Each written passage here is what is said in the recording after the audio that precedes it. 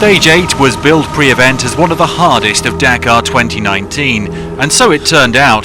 Toyota's Bernhard ten Brinker stuck in the dunes on the Superica, and he was far from the only one. In a Mini, Carlos Sainz found the same sector too much. Defending champion Sainz had started at a fair old lick and was the leader at waypoint 2. He needed a lot of help to get going again. It has not been Sainz's rally.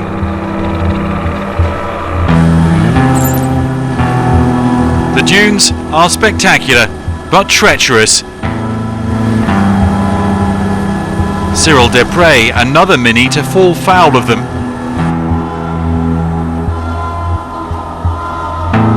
The Frenchman stood 5th overall overnight.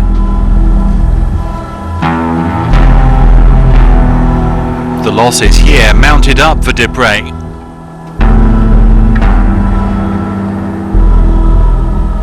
Cars strewn across the dunes.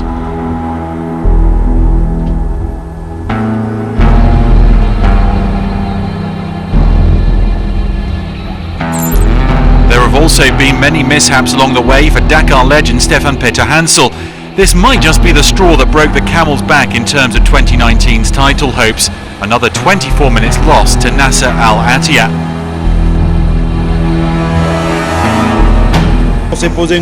We were stuck first time for between 8 to 10 minutes, and then the next time for a good 10 minutes again. Ford's Martin Prokop enjoyed another good day.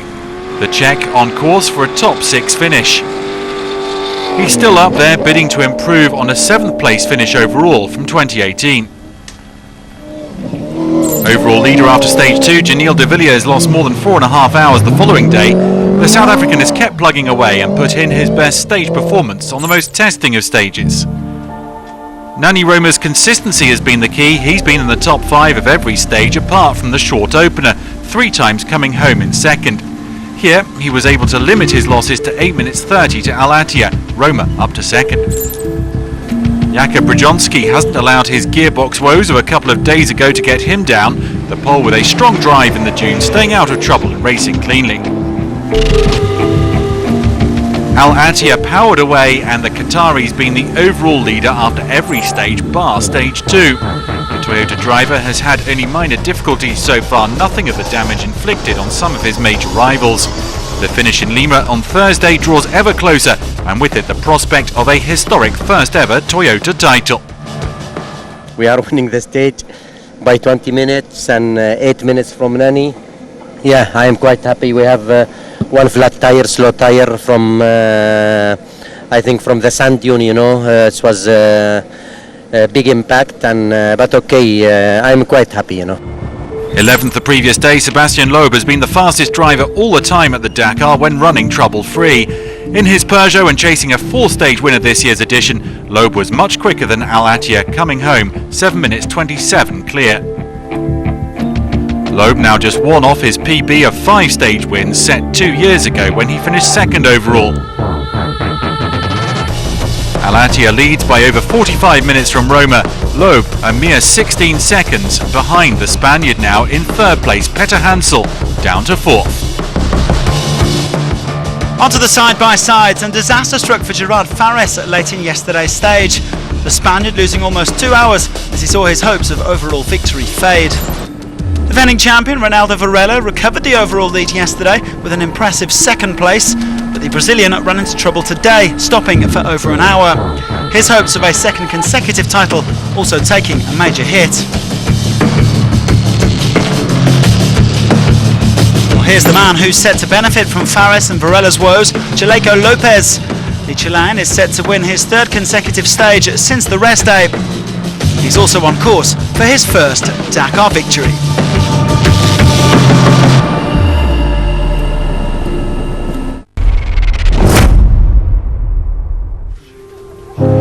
You know Mr. Dakar? Well, meet Mrs. Dakar. With my husband, with Stefan, for sure everything is going around Dakar. 2017, Stefan Peter Hansel's last win in a car. 23 years ago, Andrea Meyer was living her first Dakar as a privateer on a bike. And my first Dakar was in 1996. I went there as an amateur. Yeah, it was only with the box, you know. And I have really good memories because this Dakar changed my life completely. Thank you very much. I really had not enough experience, but I recognized that with mental power you can do everything, really. You can make it. Nothing would stop her. In 1998, the dream came true and I became a professional rider for BMW. 6 Dakars on a bike, then came the car years. Great memories, really. The team was perfect, the car was perfect, and just to improve, because before on the bikes, I knew I was never able to win. I could enter maybe the first 20 best results, maybe one day in top 10, which is already a huge thing, but you can never win, really. And the car, to jump into the car, was offering the possibility to win this race in my head. Andrea Meyer then became Madame Peter Hansel. Last year when he came back from the Dakar, he was not so sure about his future. And he said, you know, a real challenge for me, or my wish would to do a Dakar with you. As a co-pilot for sure. Originally they were supposed to start this Dakar together. Car sickness postponed that for a year, so Andrea teamed up with Annette Fischer in a side-by-side Can-Am. When he said, do you want to be my co-pilot? I said, yeah. And where do we rent the car? And no, not renting. We're going to compete for winning. When you live together on a daily basis, you see the qualities of your partner. I know she has the qualities to be a good navigator.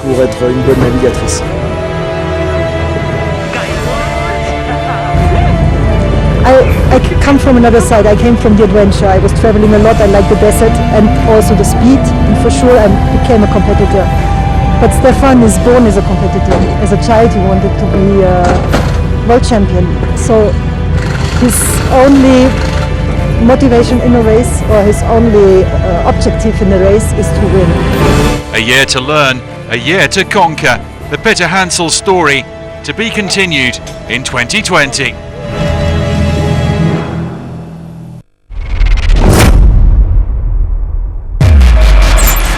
Stage 8 in the trucks, and trouble for overall leader Eduard Nikolaev, stuck in the same dune where so many cars found trouble.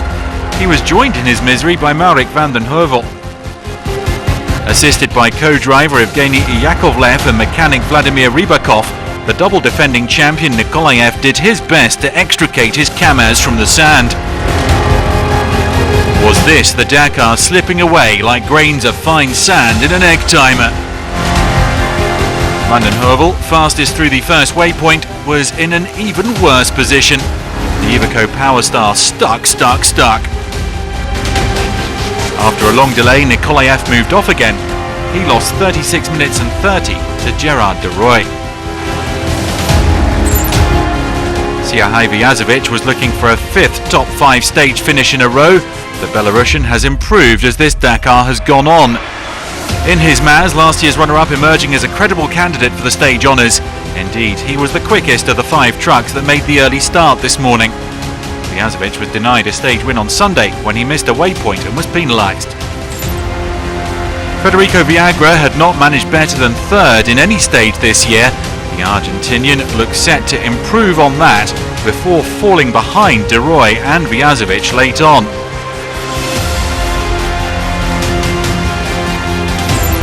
Having picked up nearly 35 minutes on Nikolaev on stage 7, Gerard de Roy made more major gains. Winning a 3rd Dakar title from how far back he was would be nothing short of miraculous. It's certainly feasible now for the Iveco Power Star driver, though he's still 40 minutes back. Second overnight, Dmitry Sotnikov set off more than 2.5 hours after Nikolaev. The Kamaz man looked like being a strong finisher on a dramatic day.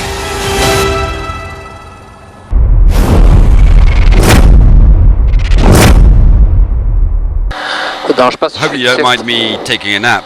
Maintenant? Now? Well, yes, we woke up so early this morning. But get ready to give all you have straight from the start.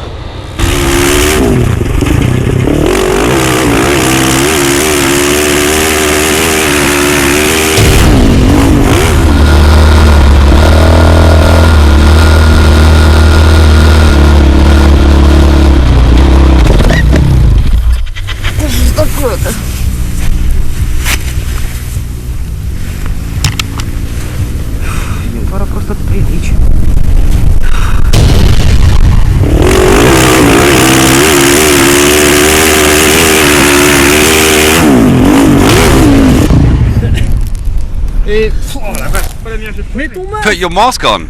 I gave it to the Peruvian. He's gonna hit me with a shovel. Ah bah il manquerait plus que ça.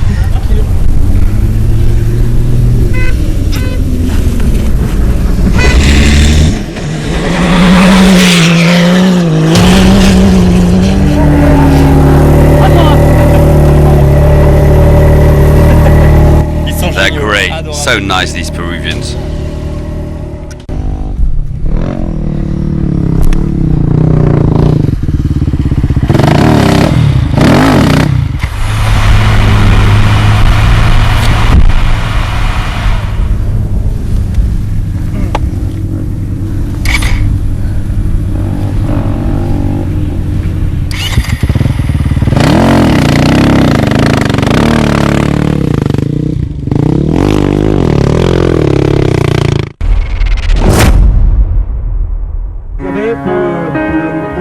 Tomorrow could see a Pisco shake-up in the standings, a mass start and a 313-kilometre loop to cover. At night, the bivouac is a special place. A fire is lit, there's a briefing, food is enjoyed, and stories are swapped. But the competitors cannot enjoy the atmosphere too late in the day, for they have to be up early in the morning to get back into the fray, before sharing their day's experiences at the bivouac the following night.